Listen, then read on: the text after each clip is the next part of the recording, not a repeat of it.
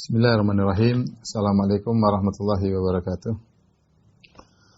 Alhamdulillahi ala ihsanih wa syukru lahu ala taufiqihi wa amtinani wa asyhadu an la ilaha illallah wahdahu la syarika lahu ta'ziman li sya'nih wa asyhadu anna Muhammadan abduhu wa rasuluhu da'ila ridwani. Allahumma shalli alaihi wa ala alihi wa ashabihi wa ikhwani. Para jamaah Masjid Al-Ikhlas Duku Bima Bekasi yang dirahmati oleh Allah Subhanahu wa taala, demikian juga para pemirsa yang dirahmati oleh Allah Subhanahu wa taala, kita melanjutkan bahasan kita dari surat Al-A'raf. Kita kemarin pertemuan terakhir berhenti pada ayat ke-22 dan masih belum selesai ya. Kita bacakan kembali, fadallahuma bi ghurur, setan pun menggoda mereka berdua, yaitu Adam dan Hawa, yaitu iblis menggoda mereka berdua. Falamma dzaqa syajarata badat lahuma sawatuhuma. Tatkala mereka berdua merasai buah dari pohon tersebut, badat lahuma sawatuhuma, maka nampaklah aurat mereka berdua. Wa tafiqa yakhsifani alaihima min waraqil jannah, maka mereka berdua mulai menutupi aurat mereka dengan daun-daun yang ada di surga.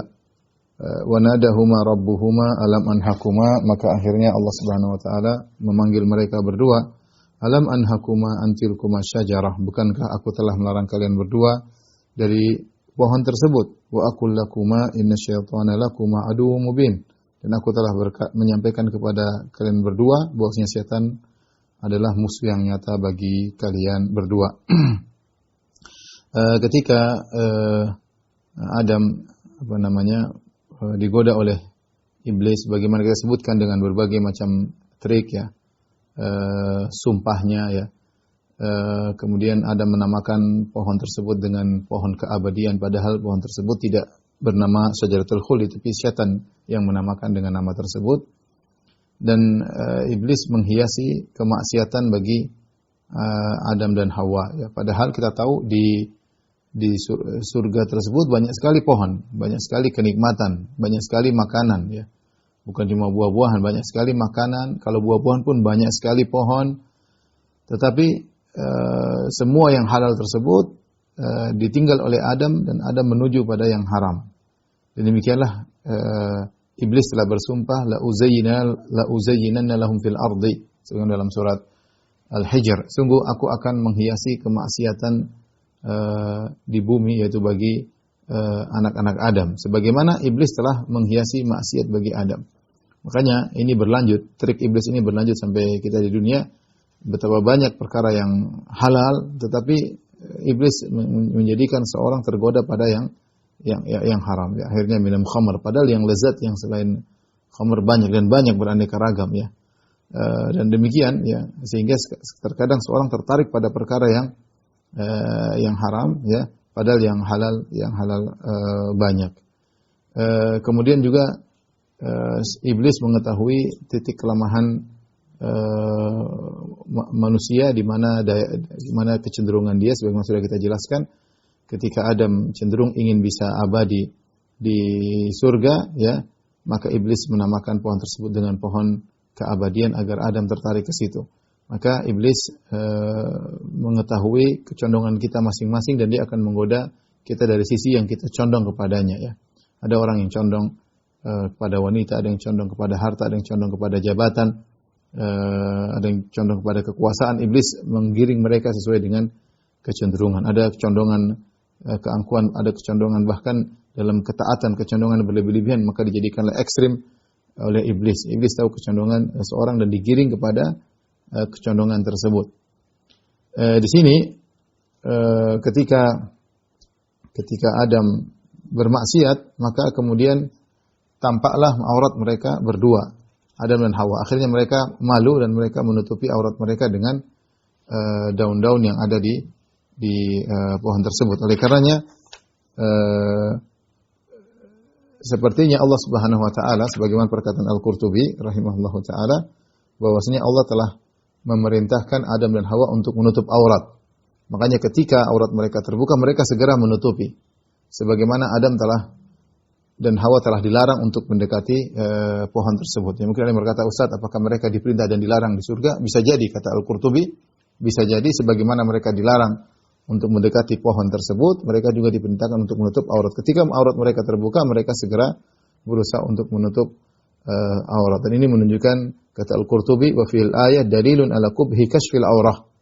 Ya, pada ayat tersebut menunjukkan tentang buruknya membuka aurat, Dan dari sini Imam Syafi'i berpendapat bahwasanya barang siapa yang tidak bisa menutup auratnya dengan kain atau apa, dia wajib untuk menutup auratnya dengan daun. Apa saja yang bisa menutupi. Kalau tidak dapat apa, maka harus dengan daun.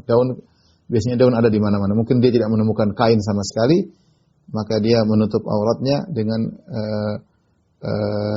daun, minimal pada aurat-aurat besar, yaitu kubul dan dubur. Dubur. Ya, sebagaimana yang Adam dan Hawa lakukan di surga ketika aurat mereka berdua terbuka. Kemudian Allah Subhanahu wa taala, dan ini kata Syekh Sa'di ya dalam tafsirnya, fasara lil uril batin min at-taqwa fi hadhil hal atharun fil libas adh-dhahir. Bahwasanya ketika ketakwaan lepas karena bermaksiat kepada Allah Subhanahu wa taala, maka punya pengaruh terhadap yang zahir ya. Kalau orang ketakwaannya hilang ya, atau berkurang, mulai terkikis, demikian juga rasa malunya mulai terkikis, maka akan nampak dari perbuatan zahirnya, entah pada menampakkan auratnya atau tidak malu-malu ngomong apapun yang dia kehendaki tanpa mikir panjang, asal ngomong, asal yang penting bicara ya. Seperti itu ya. Ini dampak di antara takwanya berkurang, takwanya terkikis, maka bisa dampak pada zahir. Dan itu sangat jelas keterkaitan antara batin dengan zahir. Ketika batinnya terkikis terlalu bermaksiat, maka akan nampak efeknya secara zahir, entah dari dia membuka auratnya atau kemudian dia berbicara seenaknya ya, atau dia bermaksiat di depan umum tidak peduli ya. Ini ada faktor karena ketakwaan yang terkikis di dalam, sehingga efek luarnya kelihatan. Namun Adam dan Hawa ketika bermaksiat maka terbuka auratnya, setelah itu mereka bertobat, sehingga mereka pun malu, sehingga mereka pun mulai menutupi aurat mereka dengan daun-daun. Ketika itu Allah pun menegur mereka berdua, wa nadahuma rabbuhuma, maka Rabb mereka berdua menyeru kepada mereka ya. Alam anhakuma, bicara langsung, jadi Allah menggunakan kata ganti orang kedua. Bukankah aku telah melarang kalian berdua? Antilkumas syajarah, dari pohon tersebut. Wa aqul lakuma, dan aku sudah katakan kepada kalian berdua, inna syaitana lakum adu mubin. Sungguhnya syaitan adalah musuh yang nyata, bukan musuh-musuhan. Ini benar-benar musuh yang syaitan benar-benar fokus untuk menggelincirkan kalian berdua. Seakan-akan tidak ada kegiatan syaitan kecuali untuk menyesatkan kalian berdua. Makanya Allah mengatakan inna syaitana lakuma. Syaitan itu bagi kalian berdua musuh yang nyata, bukan pada yang lain.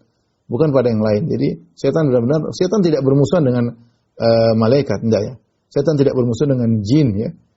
Dia dari jin, dan tidak musuh dengan jin. Dia fokus untuk menyesatkan Adam dan Hawa, dan selanjutnya fokus untuk menyesatkan anak-anak manusia ya, anak-anak Adam. Ya. Di sini ada faedah yang kita ambil. Pertama, ini menunjukkan tentang akidah Ahlussunnah wal Jamaah, bahwasanya Allah Subhanahu wa taala memiliki sifatul kalam, dan sifatul kalam adalah sifat yang Allah berbicara kapan Allah berkehendak. Allah mengatakan, alam anhakuma, bukankah aku melarang kalian berdua? Itu kapan Allah bicara begitu? Apakah zaman azali, ataukah Allah berbicara begitu ketika Adam dan Hawa melakukan pelanggaran? Jawabannya tentu jelas.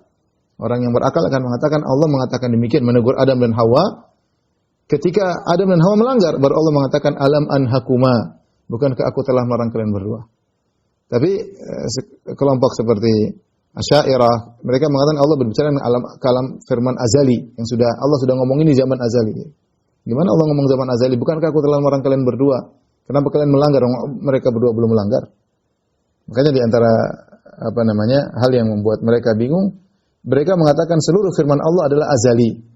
Azali karena firman Allah adalah qadim dan tidak boleh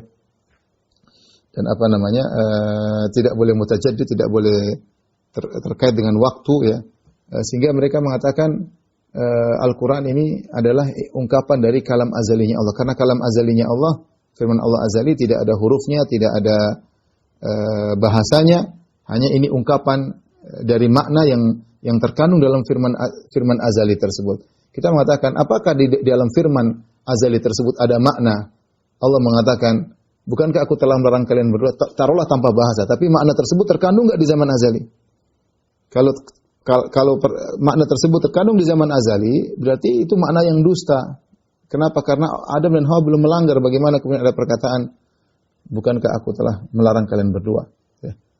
Demikian juga, qad sami Allahu qaulal lati tujadiluka fi zawjiha. Ya.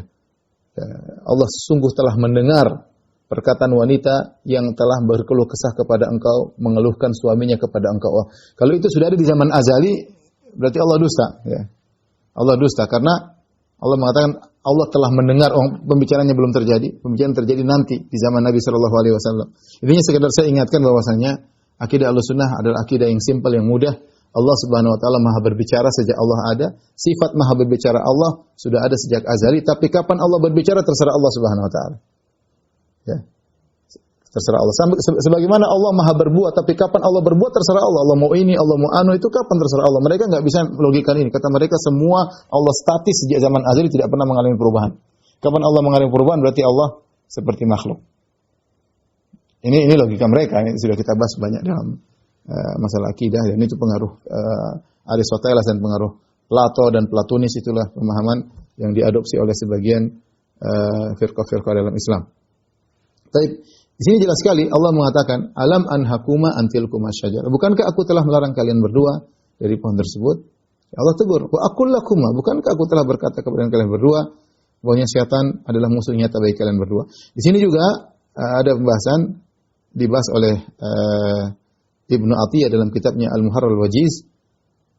Zahirnya Allah berbicara langsung dengan Adam dan Hawa. Padahal kita tahu para nabi yang mendapat gelar kalimullah adalah Nabi Musa alaihissalam. Nabi Musa. Yang lainnya tidak, ya. Allah mengatakan inni istafaituka 'alan nasi bi risalati wa bi kalami. Ya, aku telah memilih engkau Musa dengan kalami, dengan bicara langsung. Allah berfirman, wa kallamallahu Musa taklima. Allah berbicara langsung dengan Nabi Musa alaihissalam. Maka Nabi Musa diberi gelar dengan kalimullah, ya. Karena ada sebagian nabi yang Allah tidak bicara langsung dan ada yang Allah yang berbicara langsung. Demikian juga di hari kiamat kelak di padang mahsyar, para manusia ketika datang kepada Nabi Musa, mereka menyebutkan kepada Nabi Musa, yaitu Nabi Musa telah berbicara langsung dengan Allah. Allah telah berbicara langsung dengan Nabi Musa. Di sini zahirnya Adam berbicara langsung dengan Nabi Musa. Terus bagaimana? Berarti Adam sejajar dengan Nabi Musa. Maka dijelaskan oleh Ibnu Athiyah Al-Andalusi dalam kitabnya Al-Muharrar Al-Wajiz, ini berkaitan di surga. Adapun Nabi Musa dan nabi-nabi yang lainnya min sukani al-ard, yaitu penduduk bumi. Jadi Musa menjadi spesial dibandingkan dengan nabi-nabi yang lain karena Allah berbicara langsung kepada Nabi Musa, sementara kondisi Musa alaihissalam di bumi. Adapun Adam di surga, jadi berbeda kondisinya. Adam Allah berbicara langsung tapi kondisinya di surga. Adapun Musa tetap dia menjadi spesial karena dia satu-satunya nabi yang terpilih untuk Allah ajak bicara langsung. Allah alam bisawab. Baik, kemudian akhirnya mereka berdua, Adam dan Hawa nenek moyang kita, ya, bertobat. Qala Rabbana zalamna anfusana. Mereka berdua berkata, Rabbana zalamna anfusana. Ya Rabb kami, sungguhnya kami telah menzalimi diri kami. Wa illam taghfir lana wa tarhamna, kalau engkau tidak mengampuni kami dan memberi rahmat kepada kami, lanakunanna minal khasirin, sungguh kami termasuk orang-orang yang merugi. Inilah Adam alaihissalam ketika dia melakukan kesalahan, dia langsung bertobat kepada Allah Subhanahu wa taala. Dan ini dalil bahwasanya para nabi bisa terjerumus dalam dosa kecil. Para nabi bisa terjerumus dalam dosa kecil. Para ulama ijma sepakat bahwasanya para nabi tidak mungkin terjerumus dalam dosa besar, ini yang pertama. Kemudian tidak mungkin terjerumus dalam perbuatan yang fahisyah, dosa-dosa yang memalukan seperti mencuri, kemudian yang begitu-begitu, yang artinya yang fitrah menolak, ya. Ya, fitrah menolak, yang memalukan, ya. Tetapi mereka mungkin terjerumus dalam dosa-dosa kecil yang selain itu, ya. Contohnya Nabi Adam pernah melakukan dosa, Nabi Musa alaihissalam pernah tidak sengaja membunuh orang, dia tidak bermaksud tapi tahu kemudian meninggal, ya itu juga ada dosa kecil ya. Kemudian seperti Nabi Lut pernah mohon ampunan untuk anaknya ditegur oleh Allah Subhanahu wa taala. Nabi Daud pernah salah berhukum ya. Jadi mereka nabi-nabi ini pernah terjatuh dalam kesalahan ya. Nabi Muhammad SAW juga pernah terjatuh dalam kesalahan, ditegur Allah dalam beberapa kali ya. Ini menunjukkan para nabi mereka maksum dari sisi dua hal. Pertama maksum dari hal penyampaian risalah, nggak mungkin wahyu yang disampaikan oleh para nabi keliru, itu mustahil. Saya ulangi, wahyu yang disampaikan oleh para nabi keliru itu mustahil. Jadi pasti dijaga. Jadi, karena ini berkaitan dengan wahyu, maksum tidak mungkin salah menyampaikan. Ini pertama. Yang kedua, mereka maksum dari dosa besar ataupun dari dosa-dosa yang memalukan, tapi mereka tidak maksum dari dosa kecil. Dosa kecil mereka mungkin untuk melakukannya dengan hikmah dari Allah agar mereka menjadi lebih tinggi. Mereka menjadi lebih tinggi dengan terjerumus dalam dosa-dosa kecil tersebut. Ini jelas oleh Ibnu Taimiyah rahimahullahu taala. Kenapa? Karena Allah dengan hikmahnya ingin menjadikan mereka lebih tinggi, karena ketika mereka terjerumus dalam dosa, mereka akan bertobat. Dan dalam tobat tersebut ada ibadah-ibadah luar biasa yang tidak mungkin dilakukan oleh orang yang tidak pernah berdosa. Seperti hati yang hancur, perendahan jiwa yang di luar biasa ya. Hilangnya ujub secara total karena orang melakukan dosa ya. Itu tidak mungkin dilakukan oleh orang yang tidak pernah berdosa. Bagaimana kehinaan diri di hadapan Allah Subhanahu wa taala ya. Makanya Allah, innallaha yuhibbut tawwabin. Allah mencintai orang-orang yang bertobat dan Allah gembira dengan kembalinya mereka. Dilihat bagaimana para nabi begitu salah langsung bertobat dan Allah gembira dengan hambanya yang kembali bertobat ya. Allahu asyaddu farhan bi taubati 'abdihi hina yatubu ilaihi. Allah lebih gembira dengan tobatnya seorang hamba kembali kepada Allah daripada gembiranya seorang yang bawa dalam hadis masyhur membawa ontanya dengan ontanya dengan bekalnya di tengah padang pasir, tiba-tiba ontanya pergi, ucul, kabur, bekalnya juga dibawa sehingga akhirnya dia pun pasrah, merasa akan mati di tengah padang pasir, maka dia berbaring di sebuah pohon, kemudian dia menunggu kematiannya yang datang secara perlahan demi perlahan. Fabainama huwa kadzalik, tatkala dia merasa dia pasti akan mati, waqad aisha min rahilati, putus asa, enggak mungkin ontanya kembali ke dia. Tiba-tiba itu huwa biha qa'imah, tiba-tiba ontanya hadir depan dia, maka dia pun segera memegang tali kekang onta dan dia bersyukur, dia berkata, Allahumma anta abdi wa ana rabbuk. Dia saking bersyukurnya, saking gembiranya dia salah ngomong, dia mengatakan, ya Allah sesungguhnya aku adalah Tuhanmu, engkau adalah hambaku. Engkau ya Allah adalah hambaku dan aku Tuhan. Salah ngomong. Kata Nabi, akhta'a min syiddatil farah. Dia salah ngomong karena saking gembiranya. Rupanya Allah lebih bergembira daripada gembiranya orang ini dengan seorang yang bertobat kepada Allah Subhanahu wa taala. Jadi yang jadi patokan bagi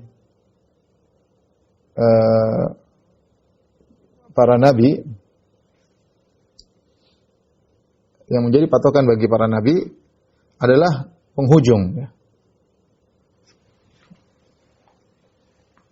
Adalah penghujung, bukan permulaan. Bisa jadi permulaan mereka melakukan kesalahan dengan melakukan dosa, tapi di balik permulaan yang salah tersebut ternyata mengakibatkan penghujung yang sempurna, yaitu mereka meraih kecintaan Allah dengan bertobat dan Allah gembira, senang dengan tobatnya mereka. Ini antara hikmah disebutkan oleh Ibnu Taimiyah kenapa para nabi terjerumus dalam dosa-dosa kecil, agar mereka juga bisa tahu apa itu namanya tobat ya.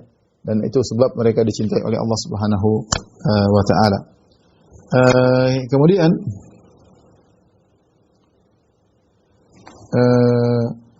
Adam alaihissalam ketika melakukan dosa, dia segera bertobat kepada Allah Subhanahu wa taala. Berbeda dengan iblis.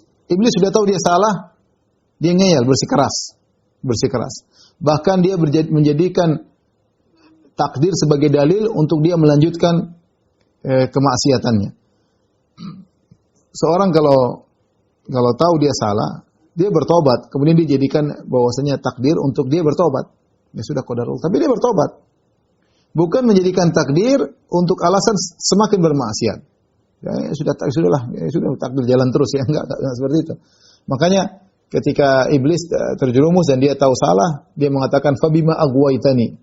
Karena kau telah menyesatkan aku ya Allah, la aghwiyannahum ajmain. Aku akan menyesatkan mereka. Justru dia malah ngeyel dan dia menjadikan takdir sebagai dalil untuk semakin terjerumus dalam pembangkangan. Ini Adam ya. Ini siapa? Astagfirullah, ini iblis seperti itu. Adam sebaliknya, Adam ketika alaihissalam ketika dia salah, segera dia bertobat kepada Allah Subhanahu wa taala.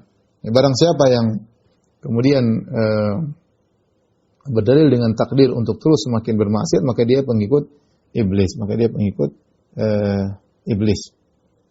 Kemudian perhatikan Adam alaihissalam ya, ketika dia bertobat, dia tidak mengatakan ya Allah ampuni kami. Ya, tetapi dia dalam bentuk pengkabaran dia mengatakan Rabbana zalamna anfusana. Ya Rabb kami, sungguhnya kami telah menzalimi diri kami. Ya. Fa illam taghfir lana wa tarhamna, kalau engkau tidak mengampuni kami dan tidak merahmati kami, lanakunanna minal khasirin, maka kami termasuk orang-orang yang merugi. Adam tidak mengatakan ya Rabb kami, ampuni kami ya. Jadi seorang minta ampun dengan berbagai macam metode. Ada yang langsung, Allah maghfirli, ya Allah ampunilah aku.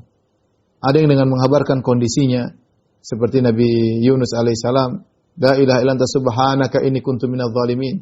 Aku termasuk orang yang zalim. Ya, maksudnya ampunilah aku. Sama seperti Adam dan Hawa menjelaskan tentang bagaimana ketakutan mereka kalau tidak diampuni. Kalau engkau tidak mengampuni kami, tidak merahmati kami, kami termasuk merugi. Tapi intinya mereka mengatakan ampunilah kami ya Allah. Tapi ungkapan untuk minta ampun bisa bermacam-macam.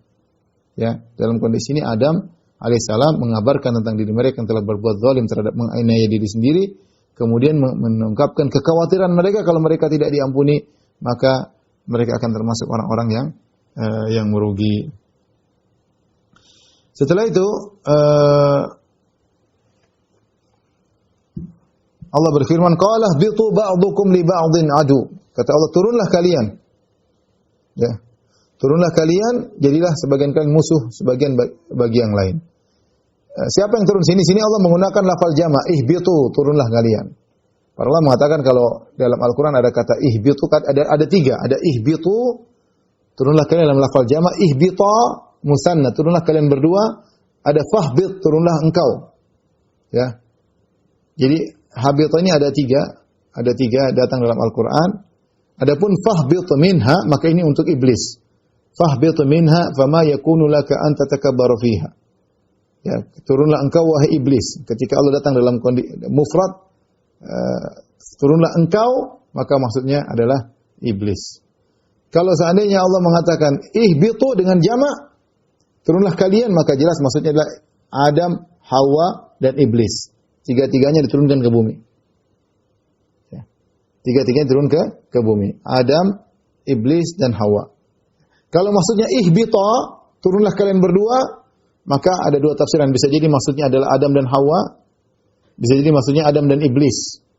Adam dan iblis karena Adam mewakili manusia, iblis mewakili jin, dan mereka adalah abawa as-sakhalain. Adalah nenek moyang dari dua makhluk. Ya, maka turunlah mereka berdua. Adapun Hawa ngikut kepada Adam, sehingga tidak perlu disebutkan secara khusus. Jadi terkadang datang dalam lafal jama' ihbitu, kalau ihbitu ya, maksudnya Adam, Hawa dan iblis. Kalau ihbita, turunlah kalian berdua, maka bisa jadi maksudnya adalah Adam dan Hawa, atau bisa jadi maksudnya Adam dan iblis. Wallahu a'lam bishawab. Adapun di mana mereka turun, maka sebagian ahli tafsir menyebutkan mereka diturunkan di berbagai tempat. Ada yang mengatakan Adam diturunkan di India, Hawa diturunkan di Jeddah. Kemudian setelah itu Adam pun rindu kepada Hawa, ingin bertemu dengan Hawa di Mina. Ya tamannaha fi Mina ya. Kemudian akhirnya Adam mengetahui Hawa ketika di Arafah. Jadi Arafah kota di Arafah. Setelah itu akhirnya mereka ketemu di Al-Jama'. Al-Jama' maksudnya Muzdalifah. Ini ada riwayat seperti jadi Adam di ahli tafsir, sebagian ahli tafsir mengatakan Adam turunkan di India, Hawa di Jeddah. Adam mencari Hawa, akhirnya ketemu. Adam ingat Hawa ketika di Mina ya. Kemudian setelah itu mendengar tentang Hawa atau mengenali hakikat Hawa di Arafah, ketemunya di Muzdalifah. Tapi ini semua tidak ada riwayatnya. Oleh karena Ibnu Katsir mengkritik. Ibnu Katsir mengatakan, adapun riwayat-riwayat yang menyebutkan tentang di mana lokasi Adam dan Hawa turun, atau iblis, katanya iblis turun di Basrah, ada yang mengatakan iblis turun di Mesir. Yang penting bukan Indonesia. Intinya ini semua tidak ada riwayatnya. Ini semuanya Israiliyat kata Ibnu Katsir dan kritikal Ibnu Katsir. Dan itu tidak penting untuk kita ketahui. Seandainya itu penting untuk diketahui, tentu Allah akan sebutkan dalam Al-Quranul Karim. Dan itu metode Ibnu Katsir. Dia tidak terlalu menyibukkan pada hal-hal yang kurang bermanfaat. Contoh seperti di mana Gua Al-Kahf yang didatangi oleh Ashabul Kahf, dia mengatakan tidak ada dalilnya. Ada yang bilang di sini, yang bilang di sini. Ya, apalagi kemudian ribut tentang khilaf tentang masalah warna kulit anjing Ashabul Kahf atau namanya siapa. Tidak begitu penting, tidak ada faedah di balik itu. Mau namanya siapapun, tidak ada masalah. Mau warna kulitnya apapun, tidak jadi masalah. Tidak jadi masalah. Mungkin juga letak gua, dimanapun letak gua tersebut tidak jadi masalah. Maka Allah kalau itu ada di balik mengetahui letak gua tersebut, di balik itu ada ibadah, ada akidah yang penting, tentu Allah akan sebutkan. Ketika Allah tidak menyebutkan, dan Nabi pun tidak pernah menceritakan, maka tidak perlu kita ketahui. Yang penting kisah itu pernah terjadi.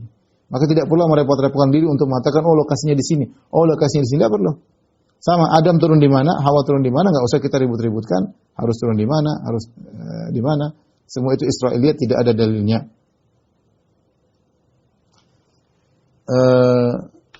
Ba'dukum li ba'din adu. Ya, kata Allah Subhanahu wa taala, maka sebagian kalian akan menjadi musuh bagi sebagian yang lain. Ya, maksudnya Adam dan iblis saling menjadi musuh di antara mereka. Walakum fil ardi mustaqarrun. Kata Allah, dan kalian memiliki tempat kediaman, wa mata'un, dan kesenangan, ilahin, itu di bumi sampai waktu yang telah ditentukan. Kalian akan tinggal di bumi sampai waktu yang telah ditentukan. Qala fiha tahyauna, di bumilah kalian akan hidup. Wa fiha tamutun, dan di bumilah kalian akan meninggal. Wa minha tukhrajun, dan di bumilah kalian akan dibangkitkan. Di sini Allah mendahulukan penyebutan fiha, di bumilah kalian akan hidup, di bumilah kalian akan meninggal, di bumilah kalian akan dibangkitkan. Ayat ini ada yang mengatakan berkaitan dengan ketiganya, yaitu Adam, Hawa, dan Iblis. Ada yang mengatakan berkaitan dengan anak turun mereka. Bahwasanya Adam dan Hawa, demikian juga Iblis, keturunan mereka akan tinggal di bumi. Dan tidak ada tempat lain. Tidak ada tempat lain. Makanya sebagian ulama ketika membahas tentang apakah mungkin seorang pergi ke luar angkasa, kemudian singgah di suatu planet atau di bulan, secara dalil tidak ada pelarangan dan tidak ada penetapan. Al-Quran tidak membahas hal tersebut, apakah bisa sampai ke Mars, atau bisa sampai ke bulan, atau bisa sampai ke Pluto, atau bisa sampai ke matahari, ya. Yang panas seperti itu, ya. Tidak ada pembahasan, ya. Mungkin saja orang bisa sampai ke bulan, mungkin saja, dan mungkin sudah terjadi, atau bisa sampai ke Mars, mungkin saja dengan kecanggihan teknologi. Tetapi untuk tinggal secara alami, secara alami, maka tidak ada kecuali di bumi. Di bumilah Allah menyiapkan segala prasarana. Allah siapkan gunungnya, Allah siapkan lautnya, Allah siapkan tumbuh-tumbuhannya, Allah siapkan oksigennya, Allah siapkan hewan-hewannya, Allah siapkan metal-metal, logam-logam, Allah siapkan semuanya, ya. Sehingga itulah yang layak untuk ditempati oleh manusia. Dan Allah tidak, makanya Allah mengatakan fiha tahyauna, di bumilah, seakan-akan yufidul hasar, kita tahu mendahulukan khabar, ya, fiha tahyauna, khabar syibhul jumlah, ya, fiha tahyauna, disitulah kalian hidup. Wa fiha tamutun, disitulah kalian meninggal. Wa minha tukhrajun, dari situ kalian akan dibangkitkan. Tidak dibangkitkan dari Mars, tidak dibangkitkan dari bumi, dari bulan, tapi dibangkitkan dari bumi. Wallahu a'lam bishawab. Ini pendapat yang kuat atau pembahasan yang tegas bahwasanya manusia tidak mungkin hidup di tempat lain kecuali atas bumi. Maksudnya hidup dengan normal. Hidup dengan normal. Bayangkan kalau mau tinggal, kita nggak tahu depan, tapi masih kita bicara sekarang, tinggal di bumi. Baju saja, baju antariksa untuk dipakai harganya berapa puluhan miliar kali. Itu baju, ya. Bagaimana mau tinggal normal di bulan? Belum lagi oksigennya seberapa. Intinya hanya bisa hidup normal di atas muka bumi. Kalau hanya sekedar sampai ke bulan, sampai ke Mars, mungkin saja. Tapi untuk jadikan tempat tinggal, maka yang ada cuma di bumi yang benar-benar Allah sebutkan, situlah kalian hidup, situlah kalian mati sudah akan dibangkitkan. Wa minha tukhrajun, dari situ kalian akan dibangkitkan. Tapi setelah itu Allah Subhanahu wa taala masuk pada ayat berikutnya, kata Allah Subhanahu wa taala, "Ya bani Adam, qad anzala 'alaikum libasan yuwari sawatikum wa risha." Wahai anak Adam, sungguhnya kami telah menurunkan kepada kalian pakaian untuk menutup aurat kalian. Libasa yuwari sawatikum wa risha. Wa risha dan risha ada yang mengatakan yang lebih dari sekadar pakaian primer, tapi pakaian untuk keindahan ya, dan perlengkapan ya. Makanya ada yang mengartikan amtiah dan asas, yaitu alat-alat ya. Ada yang mengatakan harta, ada yang mengatakan hewan-hewan. Intinya Allah sebutkan di antara kenikmatan Allah berikan pakaian yang merupakan darurat harus dipakai, dan risha tambahan daripada sekadar pakaian, yaitu sesuatu yang menambah keindahan. Ya. Wa libasut taqwa dzalika khair, dan pakaian ketakwaan itu lebih baik. Dzalika min ayatillahi la'allahum yadhakkarun, dan ini adalah dari tanda-tanda kebesaran Allah yang menunjukkan adanya Tuhan. La'allahum yadhakkarun, semoga mereka bisa ingat, Tapi di sini Allah mengatakan qad anzalna 'alaikum libasan. Allah turunkan bagi kalian libas, pakaian. Apa maksudnya menurunkan? Ada beberapa pendapat yang mengatakan menurunkan, benar-benar menurunkan, yaitu Allah turunkan pakaian yang dipakai oleh Adam dan Hawa. Sebagai contoh bagi anak-anak Adam untuk bisa membuat pakaian. Oh, ternyata pakaian itu dibuatnya begini. Allah turunkan benar-benar pakaian. Ya. Ada yang mengatakan turunkan maksudnya qad anzalna itu qad khalaqna, kami telah ciptakan. Ada yang mengatakan anzalna maksudnya kami turunkan air, hujan, kami turunkan hujan, yang hujan tersebut menumbuhkan tumbuhan, yang dari tumbuh-tumbuhan tersebut baru bisa dijadikan pakaian. Jadi ceritanya Allah menyebutkan turun dari sebab-sebab hujan turun menumbuhkan tumbuhan itulah yang kemudian dijadikan pakaian. Ada yang mengatakan Allah turunkan pakaian maksudnya sebagaimana pendapat Ibnu Taimiyah rahimahullah, sebagaimana pakaian yang terbuat dari kain wol yang diturunkan dari badan domba. Ya, intinya Allah turunkan pakaian. Ya, entah bagaimana caranya Allah bisa khilaf di kalangan para ahli tafsir. Tujuan pakaian tersebut yuwari sawatikum warisha, untuk menutup aurat kalian. Dan Allah bukan hanya menurunkan pakaian, tapi Allah menurunkan keindahan yang lain. Pakaian yang lain lebih indah, kemudian perlengkapan bagi manusia untuk memenuhi kebutuhan kehidupan mereka. Ya. Di sini seakan-akan isyarat dari Allah untuk menyindir orang-orang musyrikin yang mereka ketika itu melakukan bid'ah dalam tawaf. Orang musyrikin kalau mereka tawaf, mereka harus pakai baju baru. Ya. Kalau tidak ada baju baru, mereka pinjam dari al-hums, dari orang-orang Quraisy. Kalau orang Quraisy tidak kasih pinjam baju, mereka tawaf dalam kondisi telanjang. Ketika mereka tawaf dalam kondisi telanjang, mereka berkata, kami tawaf sebagaimana kami pertama kali diciptakan. Diciptakan keluar dari perut ibu dalam kondisi telanjang, kami ingin tawaf dalam kondisi demikian. Atau mereka mengatakan, kami tidak pantas tawaf dengan baju yang pernah kami kotori dengan dosa. Setiap pakai baju pasti kasih melakukan dosa. Kalau gitu, kalau tawaf berhadapan dengan Allah, jangan pakai pakaian yang ada dosanya. Maka mereka buang pakaian mereka tawaf telanjang. Ini bid'ah. Bid'ah yang mereka lakukan dalam tawaf. Ya, tawaf dengan telanjang dengan niat baik. Kalau kita lihat niatnya baik. Niatnya agar mereka bisa mengingat bahwasanya mereka diciptakan oleh Allah, sehingga tawaf dalam kondisi mereka bagaimana kita dilahirkan dalam kondisi telanjang, menunjukkan kerendahan di hadapan Allah, penghormatan terhadap Allah. Pikiran mereka begitu. Atau mereka mengatakan kami tidak pantas untuk tawaf di hadapan Allah jika memakai pakaian yang pernah kami gunakan untuk maksiat. Ya. Maka Allah sindir, Allah yang menjelaskan bahwasanya pakaian itu adalah salah satu daripada karunia Allah.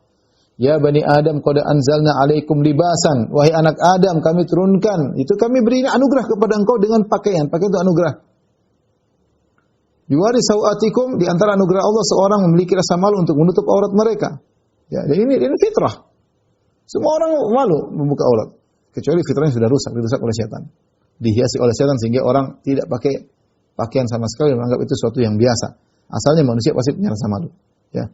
Warisha, dan tadi ada perlengkapan-perlengkapan yang Allah turunkan juga bagi manusia. Setelah itu Allah mengatakan walibasut taqwa dzalika khair, dan pakaian ketakwaan itu lebih baik. Kata Syekh Sa'di rahimahullahu taala, Allah ingin mengingatkan bahwasanya pakaian yang Allah turunkan, perlengkapan yang Allah turunkan itu bukan tujuan utama. Tujuan utama Allah turunkan itu semua agar kalian bisa beribadah kepada Allah dengan sebaik-baiknya. Ya, sehingga Allah ingatkan walibasut taqwa dzalika khair. Libas pakaian ketakwaan itu lebih baik. Jangan kalian tersibukkan dengan pakaian-pakaian duniawi, dengan perlengkapan duniawi sehingga kalian lupa bahwasanya pakaian utama yang harus kalian perhatikan adalah ketakwaan. Ketakwaan. Itu yang harus kalian perhatikan. Sebagian orang fokus pada pakaian duniawi, dia lupa bahwasanya harus ada pakaian ketakwaan yang harus dia perhatikan. Allah Subhanahu wa taala mengatakan walibasut taqwa dzalika khair. Pakaian ketakwaan itu lebih baik, ya, karena sebagaimana dijelaskan oleh Syekh Sa'di rahimahullah taala, dia mengatakan kalau pakaian zahir hanya menutupi sesuatu yang zahir. Menutupi sesuatu yang zahir. Kalaupun terbuka paling malu, ya. Ya, dan tidak berakibat apa-apa, ya. Bahkan kalau dalam kondisi darurat, orang telanjang tidak jadi masalah. Ya. Tetapi kalau pakaian ketakwaan, dia menutup batin seseorang. Dia menutup batin seseorang. Yang kalau pakaian ketakwaan dicabut, maka terbukalah aurat batinnya dan dia akan mendapatkan kebinasaan di akhirat, ya. Ya, akan mendapatkan kebinasaan dia. Kalau pakaian sudah ketakwaan sudah dicabut dari Allah, maka dia akan bebas melakukan apa yang dia kehendaki dan akan mengakibatkan kehinaan baginya di dunia terlebih lagi di akhirat. Dari sini kita tahu pakaian ketakwaan lebih utama daripada pakaian zahir. Maka konsenlah engkau kepada pakaian ketakwaan. Dan di antara faedah Allah menamakan libas sesuatu yang selalu dipakai, libas ya dipakai, ya. Makanya seorang dikatakan malam adalah libasan karena malam seakan-akan menyelimuti seseorang. Kemudian dikatakan juga wanita huna libasul lakum, wanita adalah pakaian bagi kalian, ya. Itu seorang laki tentram dengan wanita, ya, di dekapnya wanita tersebut, ya. Maka ketakwaan pun demikian, ketakwaan pun harusnya meliputi tubuh kita. Allah menamakan dengan pakaian ketakwaan. Hendaknya pakaian tersebut tidak dilepas dan hanya pakaian tersebut dibawa kemana-mana yang menutupi aurat batinnya. Makanya Rasulullah mengatakan ittaqillah haitsu ma kunt, bertakwalah dimanapun engkau berada dan kapanpun, dimanapun dan kapanpun, ya. Seorang bertakwa seakan-akan pakaian ketakwaan tersebut meliputi sekujur tubuhnya. Dia bertakwa pada lisannya, dia bertakwa pada pandangannya, dia bertakwa pada pendengarannya, dia bertakwa pada tulisannya, dia bertakwa pada komentarnya. Seakan-akan pakaian tersebut meliputi seluruh tubuhnya dan dia bertakwa dimanapun dia berada. Dzalika min ayatillahi la'allahum yadhakkarun, dan inilah bagian daripada tanda-tanda kebesaran Allah. Allah menurunkan pakaian bagi kalian, ya. Baik. Setelah itu Allah Subhanahu wa taala berfirman mengingatkan anak-anak Adam, "Ya bani Adam, la yaftinannakumus syaitanu kama akhraja abawaykum minal jannah." Wahai anak-anak Adam, janganlah sekali-sekali kalian ditipu oleh syaitan, oleh iblis, sebagaimana ia telah mengeluarkan kama akhraja abawaykum minal jannah, sebagaimana iblis telah berhasil mengeluarkan nenek moyang kalian berdua, itu Adam dan Hawa, dari surga. Yanzi'u anhuma libasahuma, di mana iblis telah melepas pakaian keduanya, liyuriyahuma sawatihima, untuk memperlihatkan kepada mereka berdua aurat mereka berdua. Innahu yarakum huwa wa qabiluhu min haitsu la tarawnahum. Sungguhnya setan dan pasukannya melihat kalian dari arah di mana kalian tidak bisa melihat mereka. Inna ja'alna syayatina awliya'a lil ladzina la yu'minun. Kami menjadikan setan-setan sebagai wali-wali bagi orang-orang yang tidak beriman.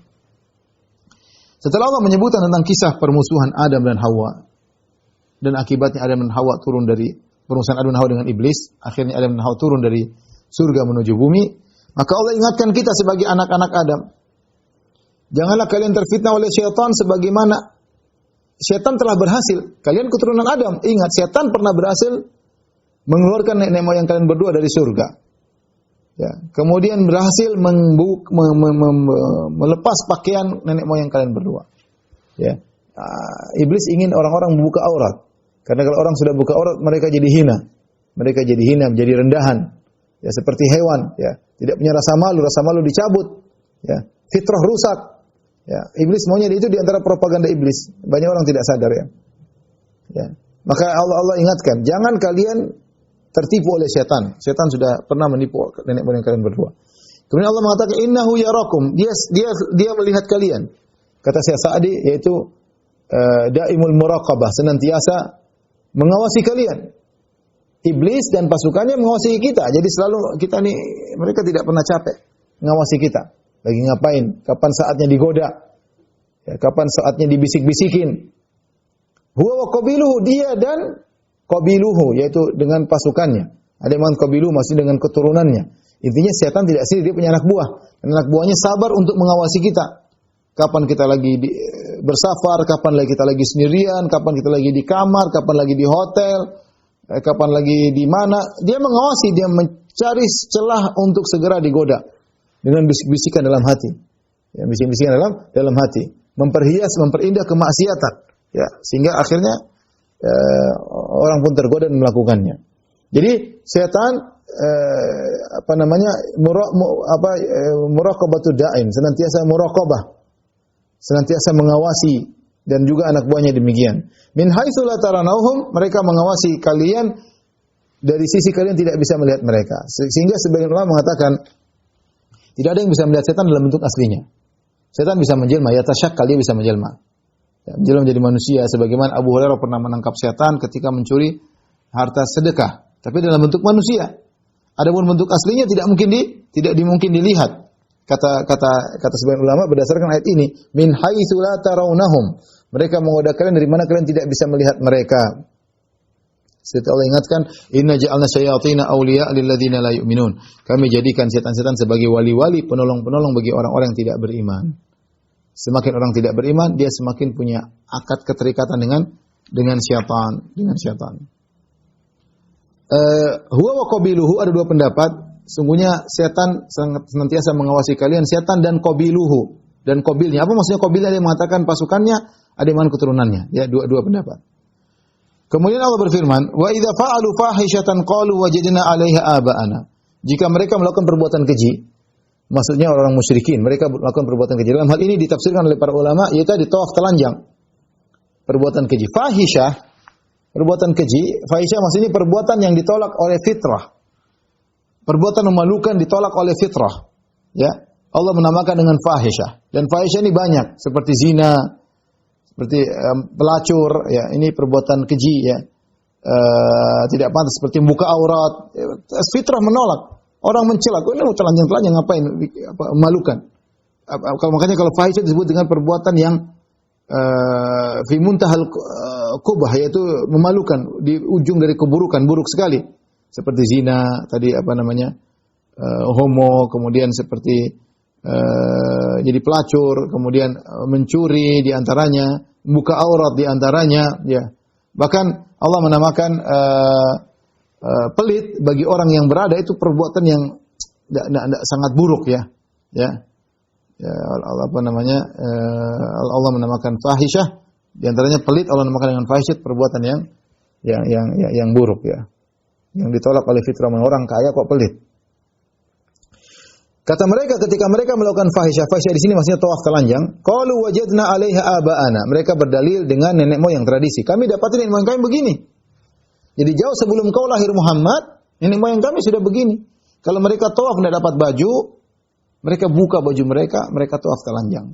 Kenapa? Lebih afdal. Dengan tawaf telanjang kita tidak tawaf sambil pakai baju maksiat yang pernah kita lakukan maksiat. Dan kita tawaf sebagaimana Allah ciptakan kami pertama kali keluar dari perut ibu, telanjang. Dengan dalil akal mereka, kata mereka wajadna 'alaiha aba'ana. Kemudian mereka berbohong, kata mereka wallahu amarana biha. Selain itu Allah telah perintahkan kami untuk begini. Berdalil dengan nenek moyang, kemudian berdosa, mengatakan Allah perintahkan kami. Maka Allah menyuruh untuk membantah mereka. Kul innallaha la ya'muru bil fahsya. Katakanlah Allah tidak pernah menyuruh untuk perbuatan keji, tidak pernah. Tidak pernah Allah suruh perbuatan seperti ini. Buka aurat, tidak pernah. Ya. Ataquluna 'ala Allahi ma la ta'lamun. Apa kalian berani-berani berbicara tentang Allah tanpa ilmu? Kalian bohong atas nama Allah Subhanahu wa taala. Makanya Nabi SAW ketika mau hajian, Nabi sudah berhasil menaklukkan kota Mekah. Kota Mekah sudah menjadi negeri Islam itu pada tahun 8 Hijriah. Tetapi Nabi baru berhijrah tahun 10 Hijriah. Kenapa? Di tahun 9 Hijriah, Nabi SAW mengutus Abu Bakar radhiyallahu anhu untuk berhaji dan beri pengumuman. Karena Nabi tahun depannya tahun 10 Hijriah ingin berhaji tanpa ada yang buat bid'ah, tanpa ada yang berbuat syirik. Maka Abu Bakar memberi pengumuman dengan utusan Nabi SAW, Allah hujjah ba'dal musyrik wala yatufa bil bait oryan. Nabi beri pengumuman, setelah tahun ini tidak ada lagi orang musyrik yang berhaji, tidak ada orang musyrik berhaji. Nabi ingin haji tanpa ada orang musyrik. Dan tidak boleh ada orang yang tawaf telanjang setelah tahun ini. Setelah Abu Bakar mengkondisikan pada tahun 9 Hijriah, baru tahun 10 Nabi berhaji pada tahun 10 Hijriah. Setelah dikondisikan oleh Abu Bakar tanpa ada kesyirikan, tanpa ada kebid'ahan, yaitu tawaf orang yang telanjang. Maka ketika mereka mengatakan ini nenek tradisi nenek moyang kami, dan mereka Nabi tidak bantah. Ketika mereka mengatakan ini tradisi nenek moyang kami, benar. Allah tidak bantah. Tapi ketika mereka mengatakan Allahu amarana biha, Allah perintahkan kami, maka Allah bantah. Itu tidak benar.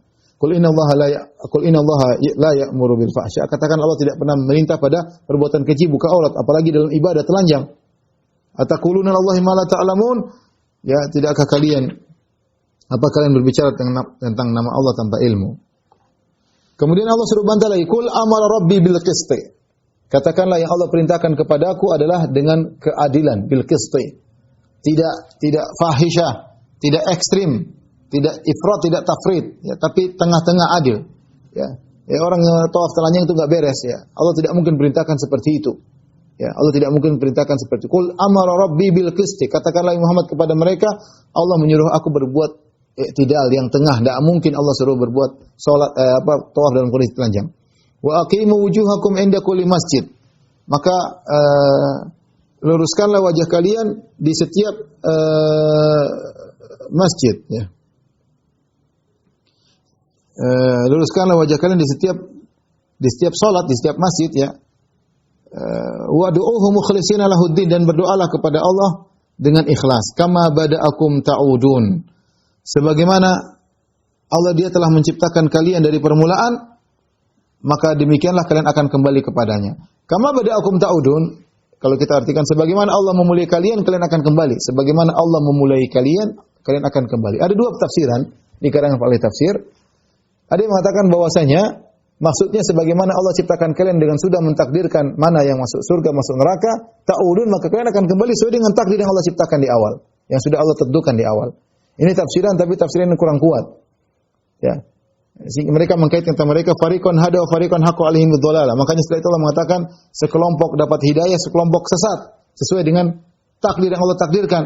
Ya, kama bada'akum, sebagaimana Allah awali permulaan dengan mentakdirkan kalian ketika menciptakan sudah ditakdirkan, ta'udun, kalian akan kembali sesuai dengan takdir tersebut, maka sebagian kelompok dapat hidayah, sebagian kelompok sesat. Ini pendapat pertama. Namun pendapat kurang kuat, pendapat yang lebih kuat, pendapat dipilih oleh Ibnu Jarir At-Tabari, bahwasanya yang dimaksud kama bada'akum ta'udun yaitu sebagaimana Allah ciptakan kalian, Allah akan bangkitkan kalian. Karena konteks ini berkaitan dengan orang musyrikin yang mereka mengingkari hari kebangkitan. Mereka mengingkari hari kebangkitan, dan ini pendapat yang dipilih oleh Ibnu Jarir At-Tabari, dipilih oleh Ibnu Qayyim rahimahullahu taala. Maksud ayat ini kama bada'akum ta'udun, sebagaimana Allah menciptakan kalian, kalian akan dikembalikan, dibangkitkan, dan kalian bertanggungjawabkan seluruh perbuatan kalian. Termasuk di antaranya kalian bertanggungjawabkan tawafnya kalian dalam kondisi telanjang. Itu akan kalian pertanggungjawabkan di hadapan Allah Subhanahu wa taala. Allah sebutkan fariqon hada wa fariqon haqqa alaihimud dhalalah. Di antara mereka ada yang dapat hidayah, di antara manusia ada yang dapat hidayah, dan di antara manusia ada yang ditetapkan kesesatan bagi mereka, ya. Innahum ittakhadhu syayatina awliya'a min dunillah. Orang-orang yang tetapkan sesat ini, mereka mengambil setan sebagai wali-wali mereka, sebagai penolong-penolong mereka selain Allah, wa yahsabuna annahum muhtadun, dan mereka menyangka bahwasanya mereka di atas petunjuk, ya. Mereka menyangka mereka di atas petunjuk. Di sini Allah jelaskan orang-orang yang disesatkan oleh Allah atau tercatat sebagai orang sesat, mereka akan melakukan hal-hal yang menunjukkan kesesatan mereka, seperti mereka menjadikan setan sebagai wali-wali. Mereka menjadikan setan sebagai penolong-penolong mereka selain Allah. Yang kedua, mereka menyangka mereka di atas kebenaran. Mereka menyangka mereka di atas kebenaran. Dan ini dalil bahwasanya banyak ahlul batil mereka di atas kebenaran, mereka kekeh mempertahankan padahal mereka di atas kebenaran. Coba lihat penganut agama-agama yang lainnya. Orang Nasara tahu Nabi Isa manusia, tapi mereka tetap ini Tuhan kami, ini jalan keselamatan. Tidak beriman Nabi Isa masuk neraka. dan mereka kekeh mempertahankan dan mereka menyangka mereka atas kebenaran. Tapi apakah itu menjadi uzur bagi mereka? Tidak, bukan uzur. Yang penting sudah disampaikan mana kebenaran. Mereka tidak mau beriman meskipun mereka pede mereka yang benar, tidak uzur. Itu bukan uzur. Uzur itu kalau tidak sampai kebenaran kepada mereka. Sementara Islam tersebar sampai kepada mereka, bahkan terjadi dialog, perdebatan, ada Al-Quran dalam bahasa Indonesia, alhamdulillah. Di dalam berbagai macam bahasa, harusnya tidak ada uzur bagi mereka. Ya, karena mereka bisa mengerti tentang agama Islam yang simpel, sederhana, yang disembah hanyalah Tuhan pencipta alam semesta. Sederhana.